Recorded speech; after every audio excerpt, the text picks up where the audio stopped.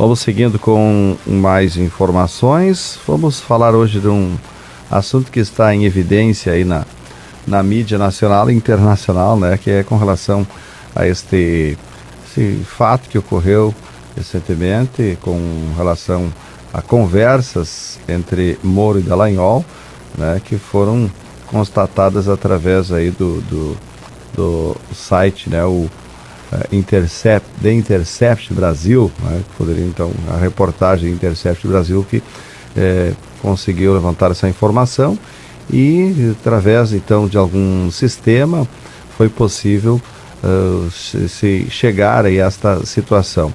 Mas para falar com relação à tecnologia toda que é feito, né, que pode ter sido a forma que houve essa situação toda, né, toda essa conversa rastreada, então essa conversa, nós estamos recebendo o professor Diogo Mendes, que já esteve há poucos dias aqui conosco, falando de um assunto semelhante, mas nós convidamos ele para voltar, porque esse é um fato de suma importância, né? É o professor Diogo, ele que é professor de TI da FAO, faculdade, também gerente de tecnologia da Clique Rápido. Como é que pode ser, se chegar a essa situação toda, uma conversa, qual é o sistema aplicativo, enfim, que pode se chegar, o que a tecnologia possui nesse sentido, até porque poucos dias nós falávamos com relação ao WhatsApp, que não é seguro, então quer dizer que nenhum sistema é seguro totalmente, 100%, é isso, Diogo? Seja bem-vindo, boa tarde. Boa tarde, Zelmir, boa tarde, ouvintes da Rádio Repórter. Pois é, estamos aí novamente falando sobre vulnerabilidades e problemas de segurança. A primeira conversa que nós tivemos, o nosso foco foi justamente um serviço mensageiro que era o WhatsApp. Porém, o cenário que nós projetamos aquele dia, toda a nossa conversa se desenrolou em cima daquela situação, aconteceu semelhante, né, quase que idêntico, usando o Telegram. O Telegram e o WhatsApp têm propósitos e ofertas de serviços semelhantes. O Telegram é um aplicativo mensageiro também, só que não vingou tanto no Brasil quanto o WhatsApp. Ainda o que está popularizado entre nós, o uso mais comum é o WhatsApp. Mas existem alguns grupos mais restritos, principalmente quando é uma conversa mais profissional, que preferem se reunir em grupos do Telegram. Eu particularmente tenho alguns grupos de alguns fabricantes de equipamento que a gente faz toda uma troca de informações por lá. Grupos esses que não existem no WhatsApp. Então a gente está falando de duas tecnologias semelhantes, porém com propósitos um pouco diferentes. Um é mais informal, mais substituindo o SMS, o antigo SMS, e outro tem um cunho um pouco mais profissional, que seria o Telegram. Toda essa história aí envolvendo o Moro e o Dallagnol se desenrolou, aconteceu usando o Telegram. Bom, o Telegram, como você disse, ele é semelhante ao WhatsApp, mas ele fica instalado no computador ou celular de uma forma permanente. Como é que ele funciona nesse sentido? O que torna o Telegram muito mais vulnerável que o WhatsApp. Enquanto o WhatsApp você tem a criptografia ponto a ponto, que nós falamos aquele dia, que cada celular ou cada dispositivo gera uma chave de um código, para conversar somente com aquele aparelho, o Telegram não tem isso.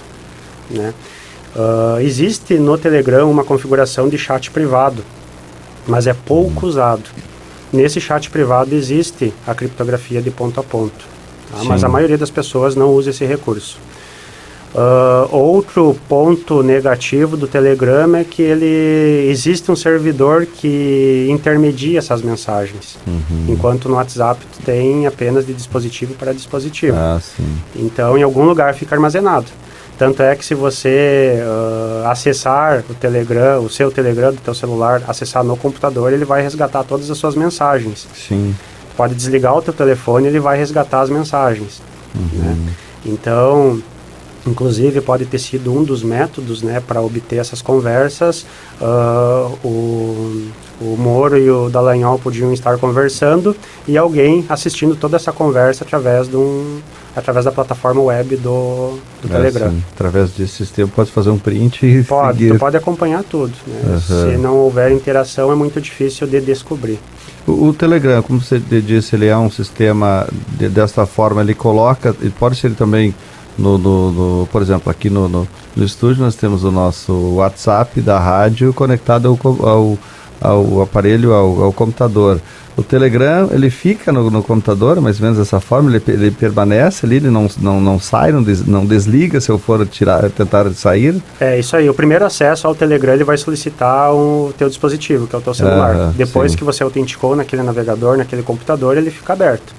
Então, enquanto você não encerrar aquela sessão, e encerrar, eu digo, é forçar a saída dela, né? Você pode desligar o seu aparelho, você pode ficar sem internet, as mensagens vão continuar caindo no teu computador. Então não é igual o WhatsApp, que tu precisa estar com o teu telefone online, precisa estar com ele, daqui a pouco tem que escanear o código de QR Code ali para fazer funcionar, enfim. Sim. O Telegram não precisa disso. Uma vez que você acessou ele via código no computador, ele fica logado. Ele não é muito popular. Não é muito popular. Não é muito usado. Eu sei que tem empresas, por exemplo, a nossa co-irmã, a Oi, por exemplo, todos os funcionários da terceirizada usam o Telegram para conversar. Ordem de serviço, chamados, ativações, enfim, é tudo feito via Telegram. Então, por isso que eu falei antes que daqui a pouco é uma plataforma um pouco mais restrita a um ambiente corporativo, né, mais profissional. E é menos seguro ainda do que outras, então, né? Eu acho que só o fato de não existir a criptografia ponto a ponto, ou o fato de existir um servidor armazenando, intermediando essas conversas, eu acho que isso já torna ele mais vulnerável e mais inseguro que o próprio WhatsApp. Na outra oportunidade você já explicou para quem não acompanhou o que é mesmo essa criptografia ponto a ponto, Diogo. A criptografia ponto a ponto é quando você abre uma conversa com um contato seu, ele gera um par de chave, né? Essas chaves, elas existe uma combinação, né, na linguagem um pouco menos técnica, né? E aquelas chaves só conversam entre elas, né? Então não pode existir uma terceira chave se comunicando, claro, exceto uma conversa num grupo, por exemplo, aí é um pouco mais um pouco diferente. Bom, você chegou a esse sistema de rastreamento, de ter essas conversas através das reportagens do Intercept Brasil. Não se pode dizer o que aconteceu, mas o que pode ter acontecido. É falha técnica ou humana nesse sentido? Pois é, Zalmir. Eu até não cheguei a pesquisar mais a fundo isso, mas eu vi as notas oficiais do próprio Telegram. Ele relata que não houve nenhum incidente relacionado à segurança naquele período. Enfim, todo mundo está tirando o seu, né? Sim. Mas eu acredito que tenha sido da seguinte forma, pode ter sido de três formas diferentes. Ou alguém conseguiu o código de ativação, que é aquele código que você recebe por SMS quando tu instala um aplicativo, quando tu faz uma conta nova em algum sistema, enfim. Ele confirma a tua existência, o teu dispositivo, através de um código SMS. Ou alguém tinha posse desse código, ou alguém conseguiu esse código de alguma forma, ou o telefone dele foi clonado na operadora, né, que é uma segunda alternativa, ou o próprio celular ou computador dele foi invadido ou atacado por um malware, por um vírus, por um programa espião, alguma coisa assim. Daqui a pouco também, até pela imperícia ou pelo descuido, acabou instalando um aplicativo que deixou aberta essa vulnerabilidade, né? Então são as três formas que poderia ter ocorrido esse vazamento de informações. Através da posse do código SMS, através da clonagem do telefone junto à operadora, que é um método, existe, ou através de um malware ou um aplicativo suspeito que deixou alguma brecha, alguma vulnerabilidade. Reafirmando então que nenhum sistema é totalmente seguro, né, Diogo? Enquanto existir pessoas operando um sistema, nenhum sistema vai ser 100%. Tu pode ter mecanismos, tu pode ter programações, códigos que blindem o teu sistema, mas enquanto tiver uma pessoa operando ele, tu não tem como considerar ele 100% seguro. Tanto é que existem estudiosos que dizem que a maneira mais fácil de tu descobrir uma senha perguntando por ela. Sim. É bem curioso, mas de fato é verdade. Pois é. Agora, hackers, como é que entra nesse sistema também, que pode também ocorrer? Você falou em outras metodologias, mas não citou hackers. Pode também ou é totalmente diferente desse sistema aí? Os hackers ou crackers, na verdade, né? Os crackers, eles têm várias motivações para atuar. Pode ser uma motivação financeira, né, para te extorquir algo, para te fazer uma chantagem, enfim. Pode ser uma motivação política, podem ser contratados, enfim. Tem várias motivações. Tecnicamente, uma falha técnica no Telegram, uma falha técnica num celular, num dispositivo, é muito raro acontecer. Geralmente se dá pela engenharia social ou, daqui a pouco, por essas formas que eu falei antes. De alguma forma vazou o código, ou alguém clonou o telefone, mas brechas no sistema é difícil existir, né? Até porque existem equipes de engenheiros de segurança trabalhando o tempo todo. Sim. Né? Eu acredito que tenha sido uma bela obra de engenharia social, esse caso. Né? Daqui a pouco o próprio Moro, ou enfim, a outra parte instalou algum aplicativo que acabou interceptando, né, e rastreando algumas conversas e jogando para terceiros. Sim, até porque, na verdade, o jornalista não precisa divulgar a fonte que ele tem, então, nesse sentido... Esse site Intercept, aí, The Intercept, eu acho que tem mais coisas por vir, né? Inclusive, o pessoal da McAfee, que é uma empresa de antivírus, relatou que eles têm um volume absurdo de arquivos comprometedores. Eu acredito que vai acontecer igual aconteceu com o Wikileaks, alguns anos atrás, que era outro site que divulgava vazamento de informações, enfim, conversas secretas de governos. Isso aconteceu lá em 2011, eu acho, ou 2013, por aí. Que naquela época o Wikileaks relatou, divulgou até os estudos e as provas que até os ministros e a então presidente Dilma Rousseff estavam sendo grampeados, né? Exato. Monitorados. Então, existe, né, essa segurança para o jornalista não divulgar a sua fonte, né? E nesse sentido, como você disse aí, que eles foram comunicados na época que poderiam estar grampeados. Como é que se pode saber se está ou não? Tem como saber se ele está sendo vigiado, digamos, rastreado por algum sistema, por algum aplicativo? Isso é relativo, né? Tem aplicativos, tem sistemas que trabalham em segundo plano, é praticamente imperceptível você notar que está tendo alguma anomalia ou alguma atividade no teu telefone. Mas se tratando de governo, o governo investe pesadíssimo em segurança. A gente tem uma agência de inteligência que é a BIM, então eu considero não tanto falha do ministro, ou enfim, de todos os governantes, mas sim da nossa agência de segurança, nossa agência de inteligência, deixar telefones expostos, né? Sim. Ou permitir que um ministro use um Telegram. Sim, pois é. Daqui a pouco eles deveriam ter o sistema restrito deles. Conhecendo a tecnologia e sabendo que ela é, como você disse, bastante vulnerável, então nem deviam usar, né? Não deveriam. Deveria ter uma política de segurança que estabelecesse quais são os aplicativos, qual que é a conduta a se adotar com os meios tecnológicos, né? Sim.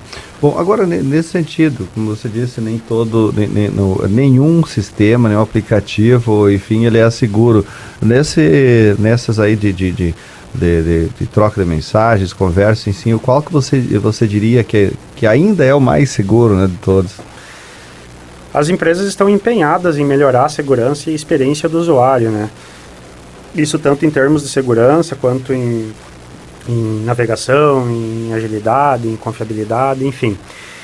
Eu particularmente sou suspeito para falar porque eu uso tanto o WhatsApp quanto o Telegram. Eu acho que ambos os sistemas, ser usados corretamente, ser usados com prudência, ser usados, né, de forma correta, não trarão maiores problemas.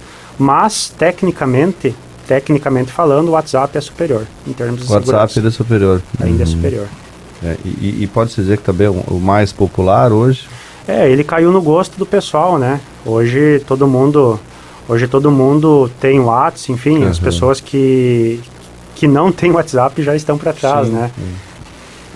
Tanto é que as empresas hoje, o próprio WhatsApp está matando o e-mail, né? Exato. Você não manda mais um e-mail pedindo algo para um fornecedor ou para um cliente. Geralmente tu já contata e já resolve naquele momento. E até o próprio telefone, né? Muitas ligações são feitas. Também. Ainda não é muito a nossa realidade aqui, porque recém agora o 4G, o 4.5G, enfim, está se consolidando. Mas tu pega os grandes centros, é só ligação por WhatsApp, só ligação em cima de uma rede móvel, né? Rede de dados.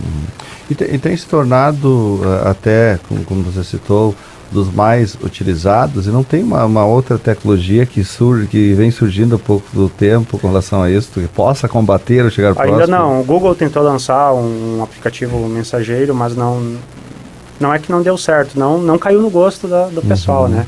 Eu acho que o WhatsApp, por ter sido um dos pioneiros, acabou se consolidando dessa forma, né? Sim. E o Facebook também tem um aplicativo também de conversa? Tem. Tanto é que o Mark Zuckerberg, que é o dono do Facebook, ele comprou o WhatsApp, né? A empresa WhatsApp, justamente porque era uma das mídias, era uma tecnologia que as pessoas usavam mais que o Facebook, né? Comprou o concorrente, então? Comprou o concorrente. Ele não está cobrando nada de nós, enfim, mas ele comprou porque amanhã ou depois poderia ser uma ameaça, né? Por que as pessoas estão usando mais o WhatsApp do que o Facebook, né? Então ele foi lá e adquiriu a empresa. Existem, né, mecanismos do próprio Facebook, o Messenger, enfim, mas o que se consolidou, que já está vindo nativo nos telefones hoje, é o próprio WhatsApp. E aí eu abro um parênteses, né, Zalmir? Eu falei naquele primeiro encontro nosso da autenticação de 2 fatores, né?